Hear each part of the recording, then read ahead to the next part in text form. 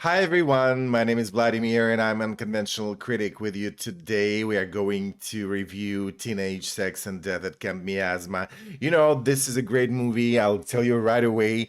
This is the third movie from this interesting new director, Jane Schoenbrun.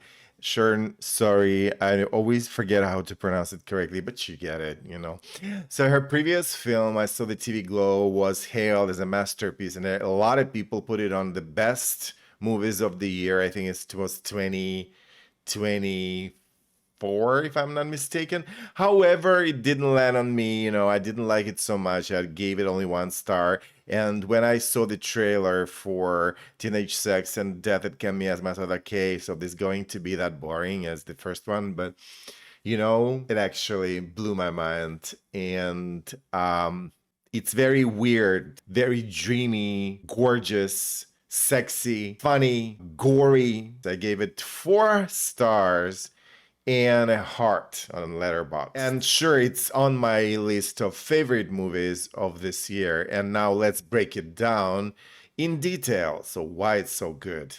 First and foremost, I went to see it in Montreal Fantasia Film Festival. I didn't hear it was the first time. I never heard about this festival before. And if you don't know what it is, it's a film, it's like a genre film festival.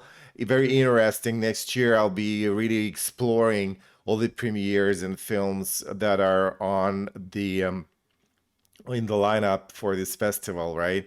So, but to tell you the truth, the atmosphere is a bit different than probably a regular film going because the crowd is quite loud. They're laughing, talking to the screen, cheering, and it's kind of a fun vibe when they watched this movie.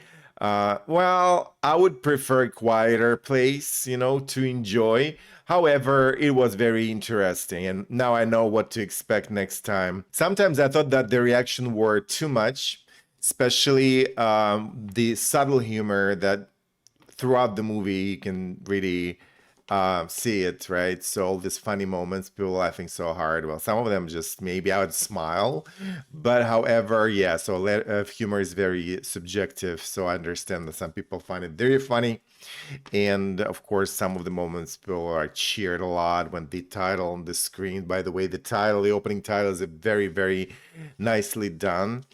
And yeah, so what is this film about?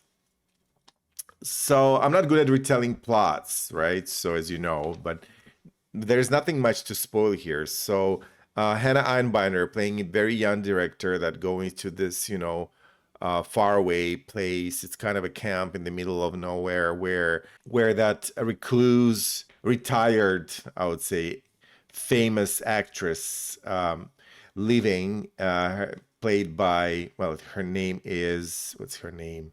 Billy Christie something.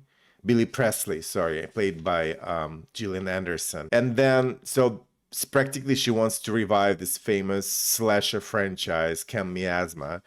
Just imagine that it's very reminiscent of Friday the 13th, but more like bizarre, more sexual, and much stranger to its own mythology. So she wants to revive the sequel, not to make another remake of a remake of a remake, but come up with something original and new. So she goes to this snowy, isolated forest, and after that, so she stay there, and their relationship kind of evolve, and lots of layers stripped off and revealed, so to speak. It's obsession, fandom, memory, fantasy, desire, fear. That is all about the plot practically. You will not see conventional plot revelation and twists, right? So it's just you're submerged into this, it's the film for the atmosphere, for the images, for two actresses. And so every year I'm looking for a film that would be kind of a visual orgasm. For example, in 2024, it was The Substance, which I was rooting for. And, something bold, excessive, something with an edge. And this movie is really close, not really the substance, but it's very close to that. And I'm happy that I finally found this kind of movie, right, this year. What can I say? That the production is great. So what I really um, liked is just the usage of there is some chroma key, of course, but also for the landscape or for the background, they were using like, real oil paintings. It's kind of a painting um, effect, and Christmassy, you know, Christmassy setting, winter, which turns into like, because they're going back and forth from Christmas winter kind of setting to the forest because you're going back and forth. So the film they're watching, so there are many themes from I saw the TV Glow in this movie as well. So cinematography is great, especially the sequence with the slasher from this movie, which is called Little Death, where like it's really wonderful, and some practical effects. There are gory scenes. They're like shot amazingly. And as I already mentioned, opening titles, the design of opening titles, which just plays on nostalgia, and it's really, really like with a lot of sense of humor and irony, which is really present in this film. I wouldn't call it a direct homage to David Lynch. However, his legacy is there, and you cannot just you can't help but notice that was inspired by visual style of David Lynch, because you're getting lots of vibes from Mulholland Drive, Lost Highway, Inland Empire, some, of course, Twin Peaks, especially that, roadside um, roadside cafes and stores. And there was one actor from Mulholland Drive, a guest star appearance, which you will sure it will give you some David Lynch's, universe. And it's not like Jane is copying Lynch, but yeah, it's more like a take a bow kind of thing. And the film has its own voice, right? So there is a desire, identity, fandom, horror. Also, if you miss David Lynch's film, so here it's really like you're entering the world, which is very alike.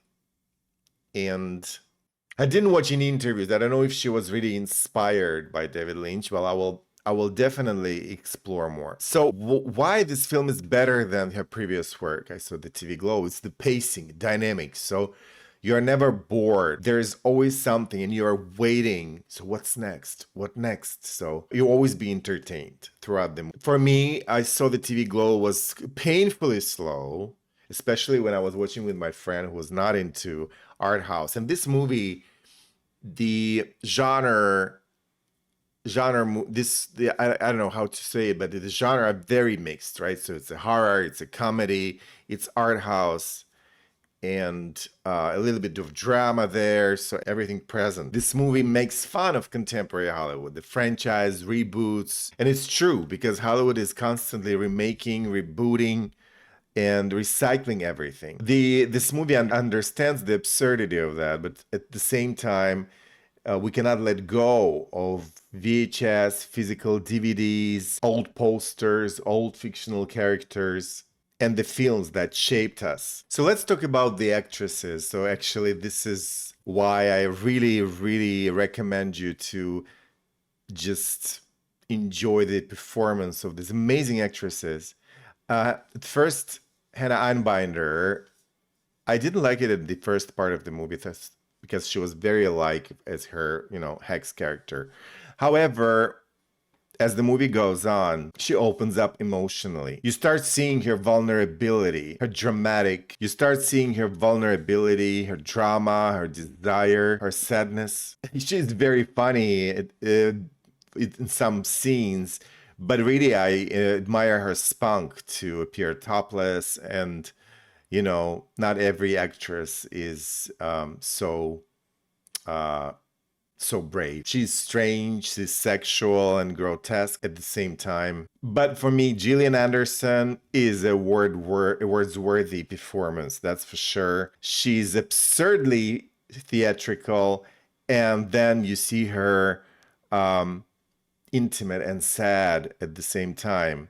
If I had my Vladimir awards, that she would be nominated for Best Actress and maybe even got an award for this year. We will see what other movies are in store for us.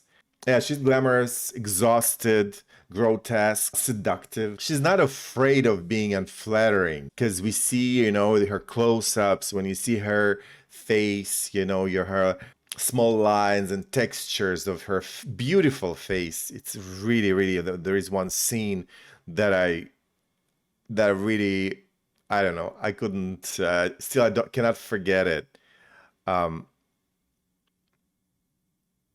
and there's something powerful about this, you know, these two women together, these two characters, um, the contrast of the age, their differences. However, it's not ageist and it's not something ugly. Um, so the film doesn't treat the age that's something ugly and something that we need to hide.